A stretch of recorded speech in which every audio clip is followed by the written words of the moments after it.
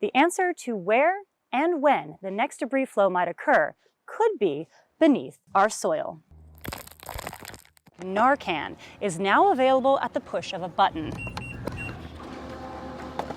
I'm community reporter Juliet Lemar at the Santa Barbara Airport. Crossing a busy street can be stressful. Now, imagine doing it, but without being able to see.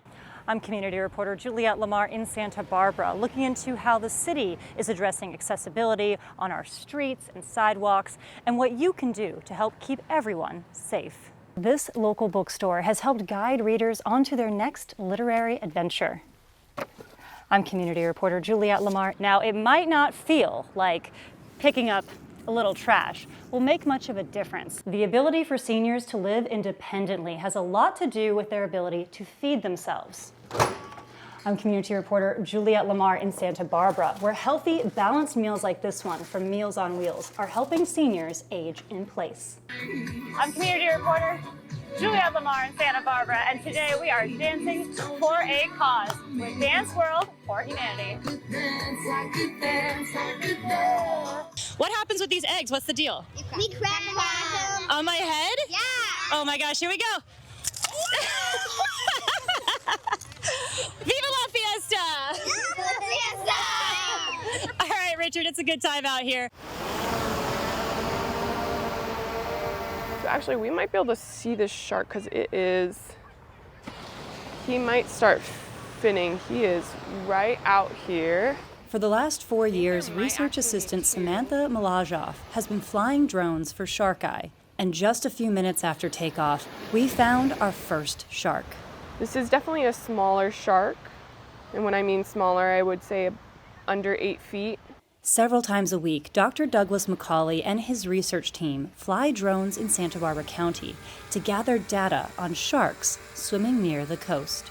It's going to be overcast, the waves are going to be high, and there's a chance of white sharks. McCauley has been studying sharks for decades, and now leads Project Shark Eye, whose goal is to develop a forecasting tool to help predict what time of the year, day, and ocean conditions are more or less likely to have sharks. The same way you create a forecast for weather or a hurricane, can you do that for sharks? We think we can.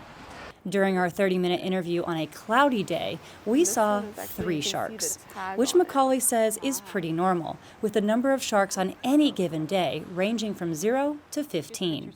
We have more sharks than ever before in the waves here in California. We have more people than ever before.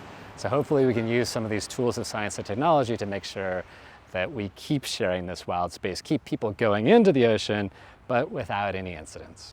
For information on how to sign up for Shark Eye text alerts, look for this story on ksby.com. In Santa Barbara, Juliet Lemar, KSBY A News. game of will the driver stop and pay attention or not? Thank you. Santa Barbara resident Dan Brose is blind. For him, going outside can be dangerous. I've been hit by a car at least 7 times, so I stay inside a lot more often than most people.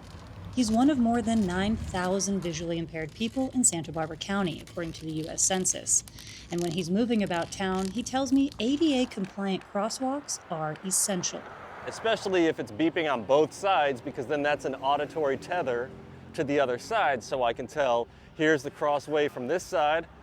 Crosswalk on that side is all the way over there. To see how many crosswalks actually talk back, I walked a 2-mile stretch from Milpas Street to Harbor along Cabrillo Boulevard and tested all 13 crosswalks. With the exception of Garden Street and Cabrillo Boulevard, none of the crosswalks on my route had haptic or auditory signaling, even the ones with Braille. Former Sustainability Transportation Manager Heather Deutsch says crosswalks are only one piece of accessibility. Although there is a clear 5-foot sidewalk width, it isn't free of obstructions. Sometimes that's something the city needs to focus on, but it's also something that we as a society need to think about. Oftentimes, sidewalks are blocked by cars, signs, or broken pavement. If I ran into something like this, I'm turning around and going a different direction or going home, because I'm not really sure where anything is or what this is. The city is working on safer streets through Project Vision Zero. One recent upgrade is a pedestrian hybrid beacon at Las Positas and Stanley Drive. And transportation planner Jessica Grant says signal upgrades like this improve safety and serve people with different mobility needs. You just have to hold the push button in for a few seconds, and then that will automate the voicing of when to cross. Rose says these improvements help, but adds safety is everyone's responsibility. Is a half a second of attention, oh, let me make sure that someone who's blind and visually impaired, or someone with any other kind of disability that would make crossing more challenging. In Santa Barbara, Juliet Lemar, KSBY News. Being in a wheelchair is really hard, especially when I went from being normal to being someone who's considered now special ed. At just 15 years old, Ava Navarro's life changed forever. I got struck by a vehicle really bad that left me disabled. And her wounds were more than skin deep. I would get bullied a lot because of what happened to me or because the way I do things is different. Now, 4 years later, Ava is one of 37 campers, swimming, climbing, serving, and scoring at a variety of adaptive sports, proving that limitations can be transformed into possibilities. I like to say this is the best week ever, but I don't want it to be their only week ever. For almost 4 decades, Camp Director Renee Van Horn has been empowering campers to accomplish their goals and push beyond perceived limits. So we work really hard at camp to balance challenge and skill so they flow and grow. Campers range in age from 6 to 21, and the skills they learn here are invaluable tools they can carry with them for the rest of their lives. You know, we have counselors that are talking to them like, here's how you learn to drive when you have a disability. Here's how you be independent so you can go to college. And as for Ava, it's her last year as a camper, but she plans to come back next year as a volunteer. If you have special needs or if you're disabled, don't let that define who you are because you're beautiful on the inside and out. In Santa Barbara, Juliet Lemar, KSBY News.